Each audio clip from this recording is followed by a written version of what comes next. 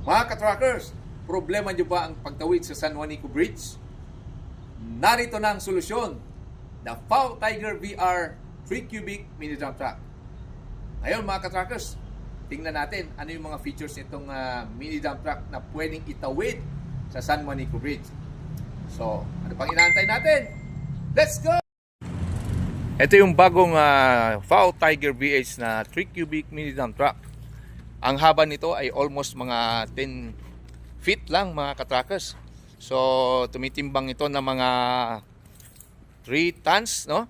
And then 3 cubics din ang kanyang capacity.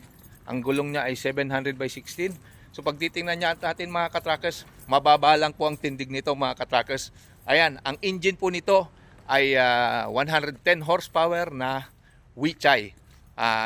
Inline siya and mechanical Euro 2. So madaling i-maintain. So mga ka-truckers, ano pang inaantay natin? Let's go na! Punta na sa Optimus Trucks and Heavy Machineries!